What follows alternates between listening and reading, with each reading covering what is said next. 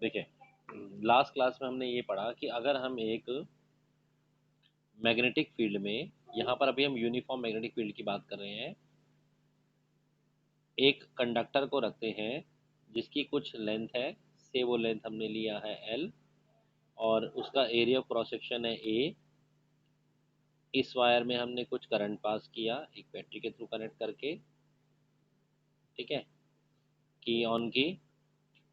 तो हमने I current यहाँ से जा रहा है, तो इस पर कितना फोर्स लगेगा, that we have find out in the last class, and that force is equal to I L B sine theta. हमने क्या लॉजिक लगाया था, हमने ये कहा था कि भाई एक सिंगल चार्ज पर क्यू वी भी साइन थीटा लगता है, एक सिंगल इलेक्ट्रॉन पे ई वी भी साइन थीटा लगता है, तो इनटू इलेक्ट्रॉन्स कर दिए थे। और इसमें टर्म बड़ी इंपॉर्टेंट थी, N, small N, that is number of electrons per unit volume. तो N A L total number of electrons थे, और एक पर आपका लगता है ए बी साइन थीटा, उससे आ गया था, वो डिस्कशन हो गया। तो वायर पे इतना फोर्स लगता है। अगर हम इसी को वेक्टर फॉर्म में लिखेंगे, तो इन वेक्टर फॉर्म हम इसको लिख सकते हैं I is equal to I cross B sine theta, cross product में आता है एल क्रॉस बी। तो in vector form this formula can also be written as I L cross B. अब यहाँ पर आता है कि हमने लेंथ ऑफ द वायर को वेक्टर क्यों ले लिया। हमने इसलिए ले लिया क्योंकि वो एक डायरेक्शन के साथ, वायर कैसे रखी हुई है ये बड़ा इंपॉर्टेंट है। फिलहाल इस सिचुएशन में ये वायर एक एंगल थीटा बना रही है, मतलब लेंथ इस डायरेक्शन के साथ एसोसिएटेड है। अगर ये वायर ऐसे रखी होगी तो अब इसकी अपनी एक न्यू डायरेक्शन होगी। तो length of the wire associate है, मैग्नेटिक फील्ड तो हमेशा वेक्टर क्वांटिटी होती है, क्योंकि ये एसोसिएटेड विद डायरेक्शन है। आपने कैसे वायर को रखा है ये इंपॉर्टेंट है, इसीलिए ये एक वेक्टर क्वांटिटी की तरह ट्रीट की गई है। ठीक है, थोड़ी थोड़ी बातें और कर लेते हैं इसके बाद। जैसा कि हम कह रहे हैं कि F is equal to I L B sine theta, L is the length, B is the strength of magnetic field. अगर हम एक करंट कैरिंग कंडक्टर को या वायर को मैग्नेटिक फील्ड के पैरेलल ही रख देते हैं, ऐसे ही रख देते हैं, ऐसे करंट यहाँ से यहाँ पास हो रहा है, तो ऐसे केस में थीटा हमारा ज़ीरो हो जाता है। थीटा ज़ीरो का मतलब हो गया sine zero, sine zero zero होता है, कोई फोर्स नहीं लगेगा। तो करंट कैरिंग कंडक्टर को अगर आप मैग्नेटिक फील्ड के पैरेलल रख देंगे, है ना, तो उस पर कोई भी करंट नहीं लगेगा। अगर 180 रखें तो मतलब एंटी पैरेलल रख दें, मतलब अभी तो करंट ऐसे जा रहा है, करंट यहाँ से पास करा दो, तो भी साइन 180 भी ज़ीरो होता है, तो फोर्स नहीं लगेगा। तो अगर आप करंट कैरिंग कंडक्टर को या वायर को मैग्नेटिक फील्ड की डायरेक्शन में, जिस वक्त मैग्नेटिक फील्ड है उस डायरेक्शन में या उसके उल्टे डायरेक्शन में करंट को पास करें, पैरेलल या एंटी पैरेलल, फोर्स लगेगा ज़ीरो। और अगर हमने इसको परपेंडिकुलरली रख दिया, मतलब 90 डिग्री पर, 90 डिग्री का मतलब है इस वायर को उठाकर मैग्नेटिक फील्ड के परपेंडिकुलर रख दिया। परपेंडिकुलर का मतलब हमारा ये, यस, ऐसे रख दिया, तो ऐसे केस में इस पर सबसे ज़्यादा फोर्स लगेगा और हमें सबसे ज़्यादा घूमती हुई दिखेगी। कहाँ जाएगी उसकी अभी बात कर लेते हैं। पर क्योंकि साइन 90 एक मैक्सिमम वैल्यू है, तो साइन 90 मैक्सिमम है, दैट इज़ वन होता है और वो मैक्सिमम होता है। तो ऐसे केस में फोर्स लगेगा आई एल बी, जो कि मैक्सिमम फोर्स है। तो जितने भी अरेंजमेंट जहाँ पर हम इस प्रिंसिपल को यूज़ करते हैं, हम कोशिश करते हैं कि current carrying conductor magnetic field के परपेंडिकुलर रखा जाए, ताकि सबसे ज़्यादा उस पर फोर्स लगे, मैक्सिमम फोर्स लगे। तो force is equal to I L B, ये इसकी मैक्सिमम। बाकी बीच के सभी एंगल पर तो लगेगा ही, उसमें तो हम कोई बात नहीं कर रहे। बीच में कोई एंगल होगा, हो सकता है आपकी करंट कैरिंग कंडक्टर आपने ऐसे रख दिया, ये एंगल आपका मैग्नेटिक फील्ड के साथ बन रहा है से 30, या ना साइन 30, जो भी डालू, पर जीरो और मैक्सिमम का केस मैंने करा दिया। एक और बात, ये फोर्स लगेगा किस तरफ जाएगी, डायरेक्शन ऑफ फोर्स कैसे देंगे। तो डायरेक्शन ऑफ फोर्स आप फ्लेमिंग के लेफ्ट हैंड रूल से सकते हैं। फ्लेमिंग का लेफ्ट हैंड रूल हमने लास्ट क्लास में एक बार फिर पढ़ लेते हैं। अपनी फोर फिंगर को आप एफ से, फोर फिंगर पहले भी आप लोगों ने पढ़ा हुआ है, इसको आप मैग्नेटिक फील्ड की डायरेक्शन में सेट कीजिए। जिस तरह मैग्नेटिक फील्ड है आप उसी डायरेक्शन में अपनी फोर फिंगर को सेट कर लीजिए, फर्स्ट फिंगर को, ठीक है। फिर आप अपने सेंटर फिंगर को, जिस डायरेक्शन में करंट पास हो रहा है उस डायरेक्शन में सी से सेंटर फिंगर, सी से करंट सेट कीजिए। तो जो थंब होगा वो आपको फोर्स की डायरेक्शन दे देगा, किस डायरेक्शन में फोर्स लग रहा है वो थंब से मिलता है। ठीक है, कैसे, चलो करके देख। मान लीजिए ये मैग्नेटिक फील्ड है, ऐसे आपके रूम की अगर बात तो आपके लेफ्ट से राइट की तरफ जा रही है, स्क्रीन पर भी ऐसे कर रहे हैं। ये करंट कैरिंग वायर है जिसको हमने उसके परपेंडिकुलर रखा है। अगर आप रूम में सोचें तो रूम में सोचिए इस वायर को मैंने रूफ से फ्लोर की तरफ करा है, और करंट हम चलो ऊपर से नीचे ही पास करा लेते हैं। ये पॉजिटिव है या नेगेटिव है? तो सिचुएशन ये है कि करंट आपके रूफ से फ्लोर की तरफ जा रहा है और मैग्नेटिक फील्ड आपके लेफ्ट टू राइट जा रही है। चलिए अपनी फिंगर को सेट करते हैं। अपनी तीनों लेफ्ट हैंड के तीनों finger, four finger, centre finger और थंब को परपेंडिकुलर पहले ही सेट कर लीजिए, जानते हैं आप सेट करना। और अपनी फोर फिंगर को अब ऐसे घुमाइए कि वो आपके लेफ्ट से राइट की तरफ हो जाए। ये जो आपने एक बार परपेंडिकुलर सेट कर लिया, ये अरेंजमेंट नहीं बिगड़ना चाहिए, जैसा है वैसे रहना चाहिए। तो जब आप घुमा रहे हैं तो आपकी फोर फिंगर राइट की तरफ सेट करनी है, लेफ्ट टू राइट हो जाती है। लेकिन सेंटर फिंगर को भी सेट करना है कि वो ऊपर से नीचे जाए, तो फोर फिंगर डिस्टर्ब ना हो। जब आप ऐसा करेंगे तो आप देखेंगे थंब आपकी तरफ आ रहा है। अभी आप स्क्रीन के हिसाब से भी सेट कर सकते हैं। Four finger left to right जाने चाहिए, सेंटर फिंगर नीचे। देखिए जरा सेट करके, क्या थंब आपकी तरफ आ रहा है? तो आंसर है हाँ आ रहा है। तो फोर्स या वायर आपकी तरफ चली जाएगी। चलो करंट की डायरेक्शन बदल देते हैं। अगर हम करंट को नीचे से ऊपर की तरफ कर दें, मैग्नेटिक फील्ड वही है, तो magnetic field left to right ही रखने फोर फिंगर, और सेंटर फिंगर को कहाँ करना है? ऊपर तरफ। तो अपने फोर फिंगर नहीं बिगड़नी चाहिए, तो अपने हाथ को घुमाते जाइए घुमाते जाइए घुमाते जाइए। तो आप देखेंगे सेंटर फिंगर जब ऊपर हो रही है तो थंब बाहर की तरफ जा रहा है, यानी कि अगर मैं इस बोर्ड की बात करूं तो इनटू द प्लेन जा रहा है। ठीक है, कुछ क्लियर हो रहा है? तो इस तरह से हम direction of force, so our topic is force between, बड़ा इंटरेस्टिंग और बड़ा इंपॉर्टेंट चीज़ है ये, आपसे एग्जाम में पूछने वाली चीज़ है। Two parallel conductors, current carrying conductors हैं, ठीक है, टू पैरेलल, शॉर्ट में लिख देता हूँ CCC, current carrying conductor. Okay, देखिए जरा, ये एक बहुत लंबी इनफाइनाइटली लॉन्ग वायर है, इसमें से करंट पास हो रहा है से I1, लेंथ बहुत बड़ी है। एक दूसरी वायर बिल्कुल इसके पैरेलल रखी गई है, ठीक है, कुछ डिस्टेंस पे रखी गई है, और इसमें से करंट पास किया I2।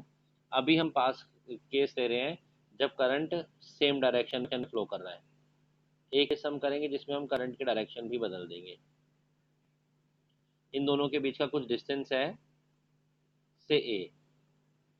ओके, तो इसके आपस में एक दूसरे पे कितना फोर्स लगा रही वो हमें निकालना है। अच्छा, एक चीज समझिए, आप फोकस करिए अभी सिर्फ I1 वाली तार पर, I2 को छुपा लीजिए, भूल जाइए, मत देखिए। I1 तार की वजह से अगर आप इस पर मैग्नेटिक फील्ड निकालना चाहे, इसके चारों तरफ मैग्नेटिक फील्ड बनेगी। कैसे बनेगी और किस डायरेक्शन बनेगी? तो आप अपनी I1 वायर को इमेजिन कीजिए राइट हैंड में पकड़ने के लिए, और इमेजिन कीजिए कि थंब आपका वायर के डायरेक्शन में है। तो बिल्कुल अगर स्क्रीन के साथ में आप पकड़ लेंगे वायर को और थंब अपना करंट के डायरेक्शन लगाएंगे, तो आप देखेंगे I2 वाले पॉइंट पर, I2 मतलब इस P पॉइंट पर आपकी फिंगर स्क्रीन के अंदर की तरफ जा रही हैं। क्या आपको दिख रहा है ऐसा? अगर आपने इमेजिन किया कि I1 वायर को पकड़ लेना राइट हैंड में, ऐसे कि थंब आपका वायर के करंट डायरेक्शन में है, तो आप ये ऑब्जर्व करेंगे कि P पॉइंट पर आपकी फिंगर अंदर की तरफ जा रही है। इसका मतलब मैं ये कहना चाहता हूँ कि ये जो I2 वायर है, ये I1 से बनने वाली मैग्नेटिक फील्ड जो कि स्क्रीन के या इस प्लेन के अंदर जा रही है, एक मैग्नेटिक फील्ड में लाई कर रही है। हमने इसका नाम दिया है B1। दूसरे शब्दों में हम ये कह सकते हैं वायर नंबर 2 एक बाहर से बनी हुई फील्ड में लाई कर रही है, तो वायर नंबर 2 पर कुछ फोर्स लगेगा। और अभी अभी हमने फॉर्म पास पढ़ा I L B sine theta, ये फोर्स लगा। एक करंट कैरिंग कंडक्टर जब भी एक एक्सटर्नल मैग्नेटिक फील्ड में होता है तो इस पर फोर्स लगेगा। ये force on the wire number 2 लगा, ड्यू टू 1 लगा। ठीक है, इसमें आई क्या लेते थे, याद करो जो भी अपना डेरिवेशन किया है। आई तो वो करंट लेते थे जो खुद वायर में से पास हो रहा है, तो यहाँ आई लिया जाएगा 2। बी क्या लेते थे, बी बाहर वाली फील्ड लेते थे, तो बी तो B1 ली जाएगी क्योंकि फर्स्ट ने बनाई है। यहाँ पर सॉरी मेरे को थीटा लिखना था, मैंने 90 लिख दिया। नेक्स्ट स्टेप में अब मैं बता रहा हूँ, एंगल यहाँ 90 है। 90 एंगल कौन सा लेते थे आप, एंगल लेते थे आप मैग्नेटिक फील्ड और करंट के डायरेक्शन में। तो ध्यान से देखिए, वायर नंबर 2 में करंट जा रहा है ऊपर की तरफ और मैग्नेटिक फील्ड अंदर की तरफ जा रही है। करंट ऊपर छत की तरफ जा रहा है और आपके घर में रूफ की तरफ जा रहा है, और मैग्नेटिक फील्ड सामने दीवार की तरफ जा रही है, तो दोनों के बीच का एंगल है 90। तो यहाँ पर साइन, इसीलिए मैंने 90 लिया है। बोलिए, यहाँ तक बात क्लियर हो गई, साइन 90 जिसकी वैल्यू 1 होती है। दूसरी बात लेंथ क्या ली, लेंथ तो बहुत बड़ी है, तो हम यहाँ पर 1 मीटर लेंथ के लिए ले लेते हैं, तो लेंथ को भी इसलिए हम 1 मीटर लेते हैं। तो यहाँ पर हमारे पास एक फोर्स निकालने का फॉर्मूला है, force on wire 2 due to wire 1 is equal to ILB sine theta. Length हमने 1 मीटर ली है, 1 मीटर लेंथ पर निकले हैं। आई उसमें से ही करंट पास होने वाला, बी मैग्नेटिक फील्ड जो बाहर वाले ने बनाई है, और साइन थीटा। यहाँ तक क्लियर। तो force on due to 2 is equal to I2। ये B1 क्या है, ये मैग्नेटिक फील्ड है, किसने बनाई है, इसने बनाई है। ये कैसा है, स्ट्रेट करंट कैरिंग कंडक्टर है। स्ट्रेट करंट कैरिंग कंडक्टर कैसी कितनी मैग्नेटिक फील्ड बनाता है, ये हमने डेरिवेशन कर रखी है, बार्ट-सेवर्ट लॉ में भी की थी, एम्पियर सर्किट लॉ में भी की थी। कितनी बनाता है तो हमें अच्छी तरह से पता है, वो बनाता है mu naught upon 4, mu naught upon में 4 पाई 2I/A। और आई क्या, उसी में से पास होने वाला करंट I1। बोलिए, क्लियर। ए वो डिस्टेंस है जहां पर हम निकाल रहे हैं, ये वो डिस्टेंस है। ये क्या है, ये है magnetic field produced by first conductor at a distance A. Is it clear. दो फॉर्मूले किए आपने, एक आपने किया सर्कुलर वायर का म्यू नॉट अपॉन 4 पाई 2 पाई I/A सेंटर पर, और एक किया है स्ट्रेट वायर का स्पेशल केस, जब डिस्टेंस ज़्यादा नहीं है तो म्यू नॉट अपॉन 4 पाई 2I/A। बोलिए, क्लियर। तो अल्टीमेटली सेकेंड वायर पे फर्स्ट की ये क्या लिखा है, force on second due to 1, वो लगा म्यू नॉट अपॉन 4 पाई 2 I1 I2 अपॉन में A। तो मैं उसी फॉर्मेट में देता हूँ। फोर्स एल 1 मीटर ले लिए ना, 1 लेंथ ले लिए, तो वायर तो बहुत बड़ी बड़ी करंट लॉन्ग है। Mu naught not upon 4 pi 2 I1 I2 upon में R, ये फोर्स लगेगा। अब आप बोलोगे सर किस डायरेक्शन में, तो चलो डायरेक्शन की बात करते हैं। अभी अभी मैंने बताया फ्लेमिंग का लेफ्ट हैंड रूल हेल्प करेगा। चलो वायर नंबर 2 पर फ्लेमिंग का लेफ्ट हैंड रूल लगाते हैं, अपनी 4 फिंगर फील्ड के डायरेक्शन में। तो मैग्नेटिक फील्ड तो स्क्रीन के अंदर की तरफ जा रही है, तो अपनी 4 फिंगर को स्क्रीन के अंदर कर लो। ठीक है, सेंटर फिंगर करंट डायरेक्शन में, हाँ सॉरी ए है वो, डिस्टेंस को रिप्रेजेंट करें, ठीक है गुड। अब सुनिए I2 पर किस डायरेक्शन फोर्स लगेगा वायर नंबर 2 पर, वो समझते हैं। फ्लेमिंग का लेफ्ट हैंड बोलता है 4 फिंगर फील्ड के डायरेक्शन में, फील्ड किस तरफ जा रहा है, अंदर की तरफ, तो स्क्रीन के अंदर की तरफ अपनी 4 फिंगर कर लीजिए। सेंटर फिंगर करंट डायरेक्शन में, तो 4 फिंगर नहीं डिस्टर्ब होनी चाहिए, सेंटर फिंगर घुमाओ घुमाओ घुमाओ, तो आप देखेंगे थंब आपका वायर 1 की तरफ जा रहा है। इसका मतलब वायर 2 पर जो फोर्स लगेगा वो फोर्स इस डायरेक्शन में होगा, टूवर्ड्स I1। ये फोर्स लगा है वायर नंबर 2 पर। आराम से दोबारा देख लो अपनी 4 फिंगर को फील्ड के डायरेक्शन में। अगर रूम में बैठे हो तो आपके जो सामने की तरफ दीवार है उस तरफ 4 फिंगर को कर लो, और अब सेंटर फिंगर को ऐसे घुमाओ घुमाओ कि वो छत की तरफ हो जाए। देखो थंब कहाँ जा रहा है, आपके लेफ्ट जा रहा है आपके राइट जा रहा है, करके देखो अभी, अभी कर। थंब कहाँ जा रहा है, लेफ्ट की तरफ, तो ये वायर भी कहाँ जाएगी, लेफ्ट की तरफ, वायर 1 की तरफ। चलिए इसको फॉर्मूला को नोट करिए। अब दूसरी बात करते हैं। अब हम दोबारा से 4 फिंगर किस तरफ है आपकी, सामने की तरफ, दीवार की तरफ है ना। तो अरे स्क्रीन को सामने दीवार पे समझ लो, दीवार पे स्क्रीन है, एक ही बात है ना, ठीक है ना। ये मैग्नेटिक फील्ड क्रॉस से मतलब अंदर जाती फील्ड है, जहां बैठे उस प्लेन से अंदर जा रही है, मतलब आपके सामने की तरफ दीवार पे जा रही है मैग्नेटिक फील्ड, अंदर गई। 4 फिंगर मैग्नेटिक फील्ड के डायरेक्शन में, सेंटर फिंगर करंट के डायरेक्शन में, करंट कहाँ जा रहा है, ऊपर की तरफ जा रहा है। मोड़ो, 4 फिंगर को मत छेड़ना, सेंटर को मोड़ो, थंब कहाँ गया बताओ। हाँ जी, हाँ जी देख लो एरो लगा हुआ है। थंब कहाँ गया आपके, बताइए। फोर फिंगर सामने तरफ रहने चाहिए और सेंटर फिंगर ऊपर तरफ जाने चाहिए, और घुमाते जाओ तब तक आपके फोर फिंगर डिस्टर्ब भी होने चाहिए। बताइए थंब कहाँ जा रहा है।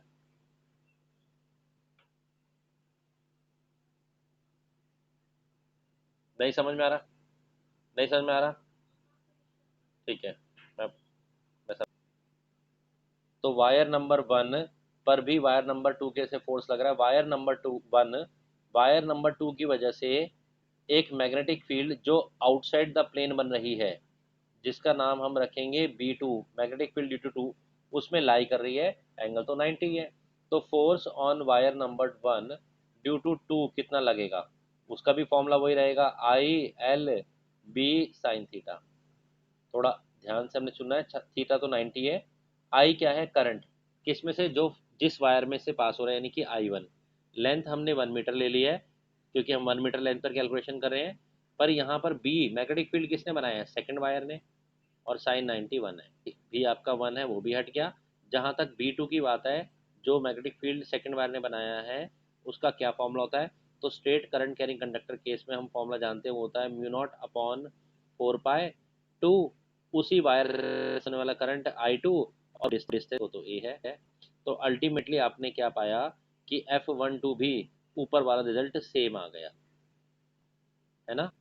क्या रिजल्ट आ गया, जो पहले उसका रिजल्ट आया था, यानी कि mu naught upon 4 pi 2 I1 I2 upon A. तो जितना force wire number two one पर लगाएगी 1 मीटर लेंथ पर, उतना ही force wire number one two पर भी लगाएगी। जहां तक डायरेक्शन की बात है, चलो इसको भी चेक करते हैं। वायर नंबर वन पे ऑब्जर्व कीजिए, फ्लेमिंग का लेफ्ट हैंड रूल लगाइए। फोर फिंगर फील्ड की डायरेक्शन में, फील्ड तो बाहर आ रही है, फोर फिंगर को अपनी तरफ कीजिए, सेंटर फिंगर ऊपर की तरफ, फोर फिंगर अपनी तरफ, सेंटर फिंगर ऊपर की तरफ। आप देखोगे थंब अब की बार राइट की तरफ चला गया है, इस तरफ, और पहले इसमें ये आया था। यानी कि हम ये देख रहे हैं कि ये दोनों एक दूसरे को अट्रैक्ट करेंगे, चिपक के थोड़ा पास आने की कोशिश करेंगे। मैग्नीट्यूड वाइज तो F12 और F21 सेम है, बट डायरेक्शन वाइज ये एक दूसरे से उल्टा है, या अट्रैक्ट कर रही हैं। ओके। तो जब भी आप एक सिंगल तरल तार मैग्नेटिक फील्ड में रखोगे, तो फोर्स लगेगा I L B sine theta. और अगर आप दो पैरेलल करंट कैरिंग कंडक्टर को रखेंगे, तो फोर्स लगेगा mu naught upon 4 pi 2 I1 I2 by A। बड़ा इंपॉर्टेंट फॉर्मूला है, नोट कीजिए, इस पर क्वेश्चन आते हैं। और डायरेक्शन कौन सी है इसमें, सेम डायरेक्शन, मतलब अट्रैक्ट करेंगे एक दूसरे को। ठीक है। अगर हम करंट की डायरेक्शन बदल दें, सपोज ये फर्स्ट वायर है, इसमें करंट ऐसे ही जाने दें I1 ऊपर, और इस वायर में करंट करंट जाने दें I2। चलिए मैग्नीट्यूड तो सेम आएगा, डायरेक्शन का जरा समझते हैं। पहले सेकंड वायर की बात करें, तो इस पर किस तरह फोर्स लगेगा। तो मैग्नेटिक फील्ड तो इसमें अंदर जाता हुआ है, लेकिन पिछले केस से करंट डायरेक्शन बदल गई है ना। और करंट डायरेक्शन बदल जाएगी, इस पे फोर्स बाहर की तरफ लगा के देख लो। लेफ्ट हैंड की फोर फिंगर अंदर की तरफ करो, सामने वायर की तरफ, दीवार की तरफ, और सेंटर फिंगर नीचे तरफ करो, तो थंब आपका राइट में जा रहा है। दोबारा से फोर फिंगर आप सामने वाली वॉल की तरफ करिए, सेंटर फिंगर आप नीचे की तरफ कीजिए, तो अब देख रहे हैं आप थंब राइट की तरफ जा रहा है, यानी कि अब की बार फोर्स ऑन 2 ड्यू टू 1 ऐसे लग रहा है। अच्छा, इसमें करंट तो सेम डायरेक्शन में जा रहा है, लेकिन मैग्नेटिक फील्ड अब जो है वो अंदर जाता हुआ बनेगा। ये जो वायर सेकंड वायर है, अब इसमें करंट नीचे की तरफ चला गया है। जब करंट नीचे की तरफ गया और राइट हैंड रूल लगाओगे, तो मैग्नेटिक फील्ड अंदर की तरफ जाएगा। अगर मैग्नेटिक फील्ड अंदर अंदर की तरफ जाएगा, तो इस पर भी डायरेक्शन पिछले वायर से अलग हो जाएगी, यानी कि फोर्स ऐसे लगेगा। तो अगर करंट अपोजिट डायरेक्शन में I1 और I2 अपोजिट डायरेक्शन में है, फोर्स का तो मैग्नीट्यूड वो है, जो पैसा वर्ड जितना फोर्स लगाएगी वन उतना लगाएगी। मैग्नीट्यूड वाइज वो हमने निकाला म्यू नॉट अपॉन 4 पाई 2 I1 I2 अपॉन में A। बट डायरेक्शन वाइज वो रिपेल करेंगे, उनमें अट्रैक्शन नहीं होगा, एक दूसरे को रिपेल करेंगे। और फिर 1 एम्पियर को डिफाइन कीजिए। यहाँ से आपसे डेफिनेशन ऑफ 1 एम्पियर इस डेरिवेशन के बेस पर पूछ लेंगे। तो बड़ा सिंपल है, 1 एम्पियर कैसे आएगा, देखिए। अगर ये वाले डिस्टेंस को यानी कि दो करंट कैरिंग कंडक्टर को 1 मीटर के डिस्टेंस पे सेट कर दिया जाए, ओके, और अगर मान लीजिए इनमें करंट भी सपोज पहले ऐसे मान लेते हैं 1 एम्पियर कर रहा है, ये सारा रिजल्ट क्या हो जाएगा, ये वन ये वन ये वन, और ये वैल्यू वैल्यू जानते कितने कितनी है, 10⁻⁻7। तो आप बोलेंगे फोर्स बन गया 2 × 10⁻⁻7 न्यूटन। इस टाइम अगर करंट की डायरेक्शन सेम है तो अट्रैक्ट करेंगे। यहाँ से अब आप उल्टा चलिए, अब आप बोलिए कि अगर हम दो पैरेलल करंट कैरिंग कंडक्टर को पैरेलल करंट कैरिंग कंडक्टर को उनमें 1 एम्पियर करंट पास कराते हैं और 1 मीटर डिस्टेंस पे रखते हैं, सॉरी नहीं, अगर हम दो करंट कैरिंग कंडक्टर को 1 मीटर डिस्टेंस पे रखते हैं और हम ये देखते हैं कि वो एक दूसरे को 2 × 10⁻⁻7 न्यूटन के फोर्स से अट्रैक्ट कर रहे हैं 1 मीटर लेंथ ऑफ वायर पे, 1 मीटर लेंथ पर, तो उनमें जो करंट पास हो रहा होगा, उनमें जो करंट पास हो रहा होगा वो 1 एम्पियर होगा। मैं फिर से रिपीट करता हूँ, अगर हम दो करंट कैरिंग कंडक्टर को लैब में ऑब्जर्व करते हैं, 1 मीटर डिस्टेंस पे रखते हैं और हम ये देखते हैं वो एक दूसरे पर यूनिट लेंथ पर फोर्स लगाते हैं 2 × 10⁻⁻7 न्यूटन, उस समय जो उसमें से उनमें करंट पास हो रहा होगा उस करंट को बोलते हैं 1 एम्पियर। ओके, तो अब आप डेफिनेशन इसी फॉर्मूला से बना के लिख लेते हैं। क्या लिखनी है हमें डेफिनेशन 1 एम्पियर की, पहले इस कंसेप्ट को लिखना है तो लिख लीजिए कि अगर I1 और I2 1 एम्पियर है और उनके बीच का डिस्टेंस भी 1 मीटर है, तो जैसा मैंने कहा होगा, then force will be 2 × 10⁻⁷ newton पर मीटर लेंथ पर। यहाँ से हम डेफिनेशन बनाएंगे, ये लिखने के बाद हम डेफिनेशन लिखेंगे। सो 1 ampere is the amount current, अब क्या मैं बोल रहा हूँ इसके बाद, 1 ampere is the amount of current which when flowing through, so 1 ampere is the amount of current which when flowing through each of two parallel uniform long linear conductor,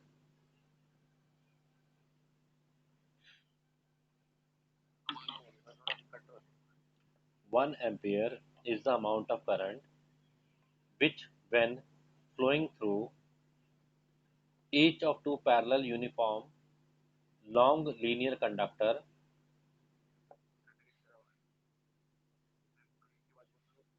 1 ampere is the amount of current which when flowing through each of two parallel uniform long conductor placed at a distance of 1 meter from each other, placed at a distance of 1 meter from each other, will attract or repel each other with a force of, will attract or repel from each other, will attract or repel each other with a force of 2 into 10⁻⁻7 Newton per meter of their unit length। मैं last time एक बार और repeat कर रहा हूँ। 1 ampere is the amount of current which when flowing through each of two parallel uniform long conductor placed at a distance of 1 meter in space from each other will attract or repel each other with a force of 2 into 10⁻⁻7 Newton per meter of their unit length। Clear? Okay, ये loop of wire है ABCD, इसकी length है 25, breadth है 10 centimetre, current pass हो रहा है 15 ampere. इसी wire से AB लेंथ के पैरेलल एक दूसरी वायर रखी गई, उसमें करंट जा रहा है 25 एम्पियर। हमसे एक क्वेश्चन पूछा है, बताइए F फोर्स नेट लूप पर कितना लग रहा है, लूप मतलब ABCD पर कितना लगा है। तो देखो आप ना इनको ना लूप को मत देखो आप, इसको वायर के टुकड़े की तरह देखो।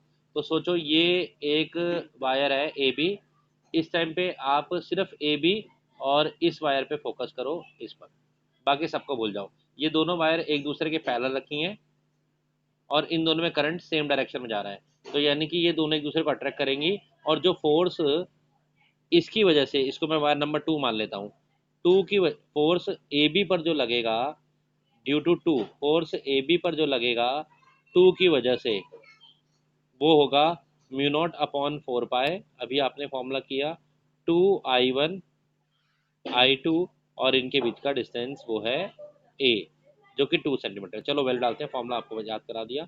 तो म्यू नॉट अपॉन 4 पाए एल पर यूनिट लेंथ, हम पर यूनिट लेंथ पर निकालते हैं फॉर्मूला, हमारा पर यूनिट लेंथ करा, बाद में इंटू लेंथ कर देंगे, अभी हमारे पास एक यूनिट लेंथ का फॉर्मूला है।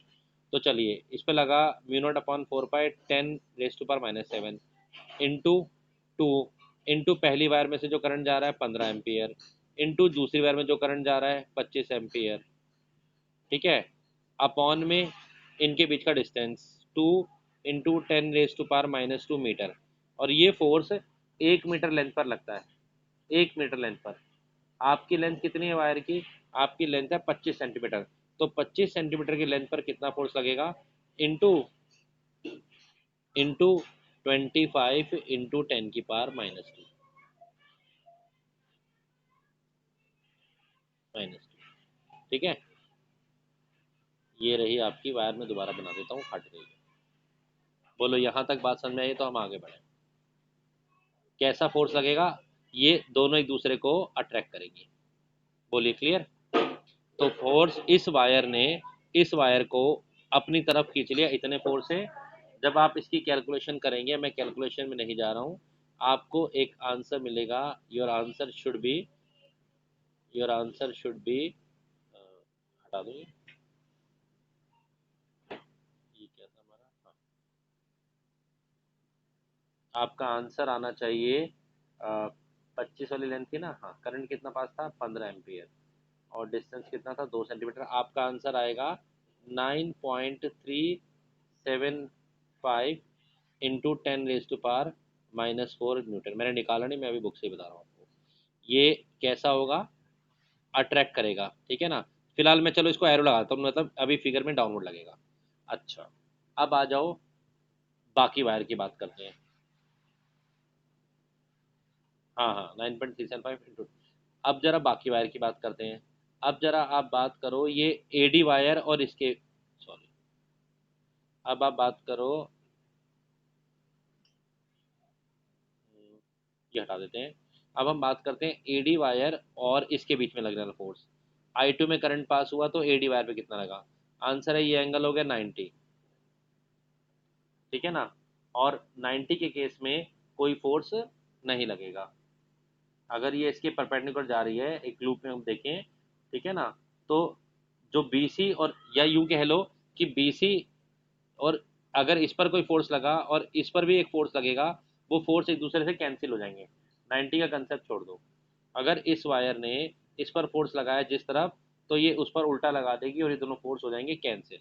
तो मतलब हमें AD और BC के बारे में नहीं सोचना, तार के बारे में। अब तीसरी बारी आती है, जो हमें सोचना है वो CD लेंथ के बारे में। अब आप CD को और वायर नंबर 2 पर अपना फोकस लगाइए। ये दोनों वायर एक दूसरे के पैरेलल रखी हैं, ठीक है, और इनमें करंट उल्टे डायरेक्शन में जा रहा है, तो इनमें भी कुछ फोर्स लगेगा, और उसका फॉर्मूला भी हम निकाल चुके हैं। हालांकि ये रिपल्सिव फोर्स होगा, रिपल्सिव होगा मतलब ये वायर नंबर 2 इस CD को ऐसे धकेल देगी, जबकि इसने ऐसे अट्रैक्ट किया था। चलिए कितना होगा, म्यू नॉट अपॉन 4 पाए 10⁻⁻⁷ इंटू टू, इंटू पहली वायर में करंट कितना है 15, इंटू दूसरी वायर में करंट कितना है, नीचे लिख देता हूँ 25, ठीक है, टू अपॉन में डिस्टेंस। आपकी बार डिस्टेंस कितना है, डिस्टेंस ये वही दिया जाएगा 10 और 2 12, यस, 12 इंटू 10⁻⁻²। लेकिन फिर ये डिस्टेंस, ये फोर्स कितनी वायर पे है, पर यूनिट लेंथ पर। आपकी लेंथ कितनी है 25 सेंटीमीटर, तो 25 इंटू 10⁻⁻²।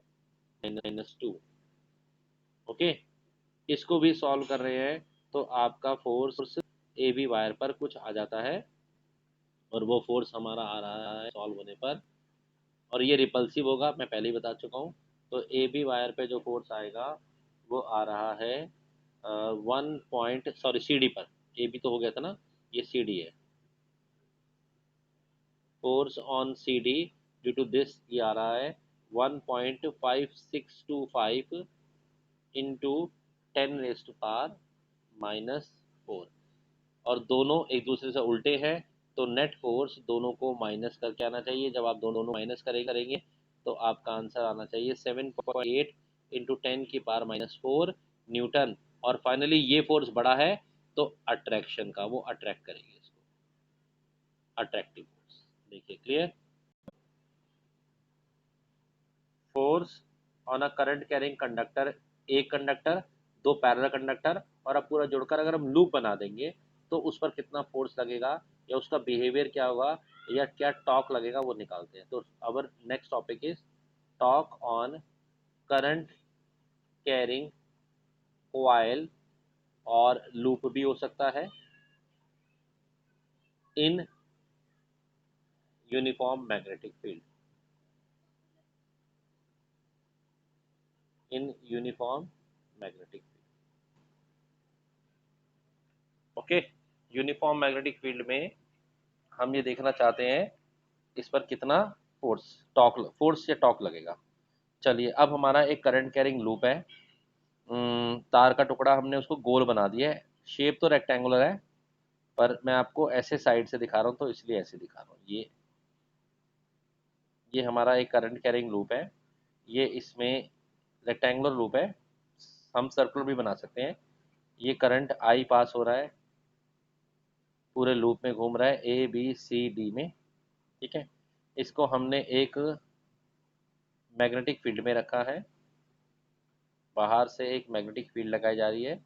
ये मैग्नेटिक फील्ड यूनिफॉर्म है बी। ठीक है, इस लूप की ए बी जो वायर है उसकी लेंथ है एल, बी सी की लेंथ है बी, सी डी की लेंथ भी एल है और ए डी की भी बी। आप समझिएगा पूरा तार रेक्टेंगुलर शेप में है। एक और बात, दूसरी बात, इस लूप का एक एरिया वेक्टर ड्रॉ करें, यानी कि नॉर्मल ड्रॉ करें, तो वो ये रहा एरिया वेक्टर। इसको आप एरिया वेक्टर से दिखा सकते हैं। ये एरिया वेक्टर मैग्नेटिक फील्ड के साथ कुछ एंगल बना रहा है, वो एंगल है थीटा।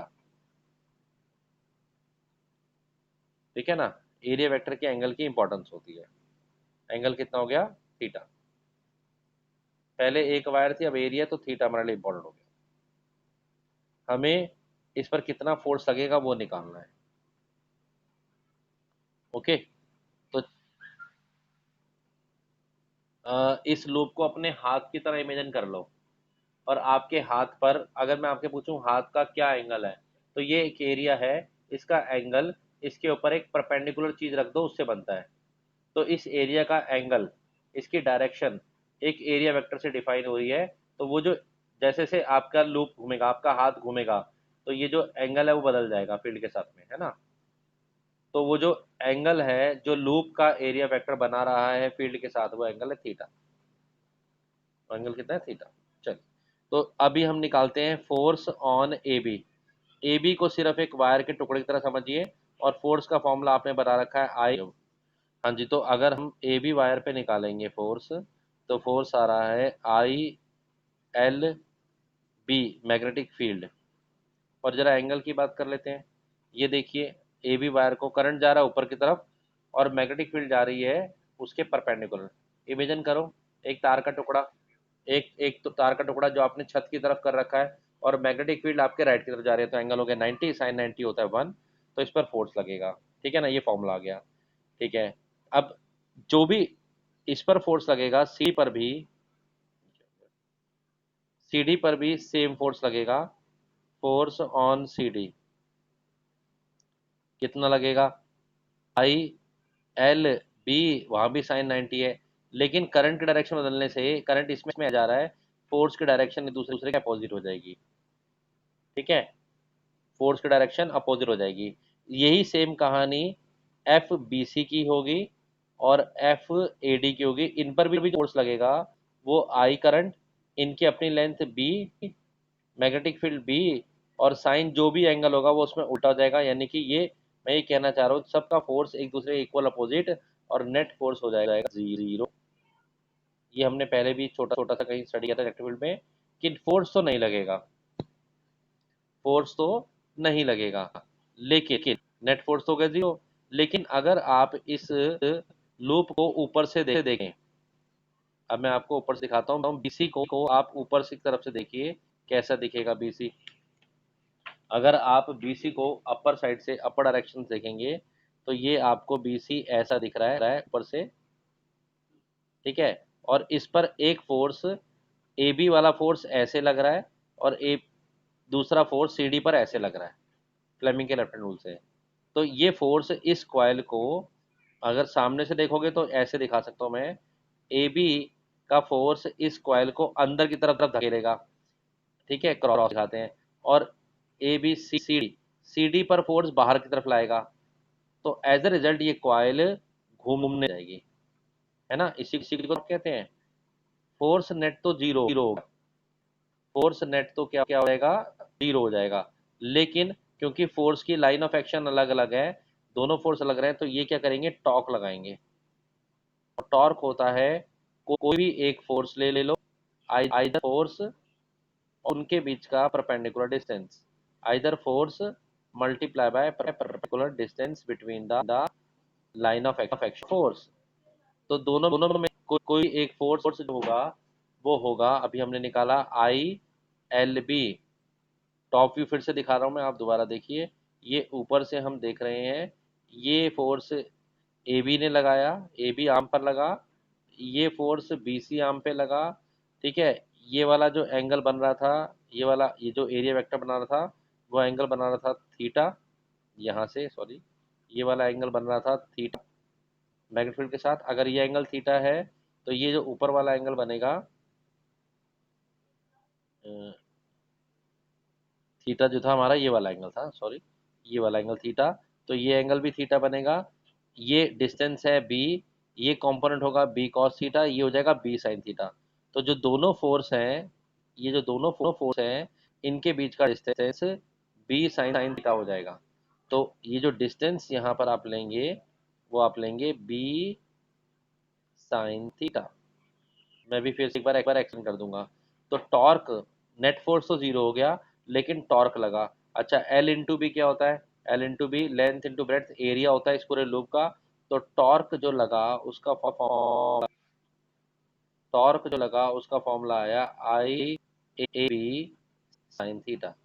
तो एक करंट कैरिंग लूप को अगर हम मैग्नेटिक फील्ड में रखेंगे, एक करंट कैरिंग लूप को अगर हम मैग्नेटिक फील्ड में रखें, तो उस पर फोर्स नेट तो जीरो लगेगा, लेकिन टॉर्क लगेगा, और एज अ टॉर्क के अंडर वो घूमने लगेंगे, वो अल्टीमेटली कॉइल घूमने लग जाएगी।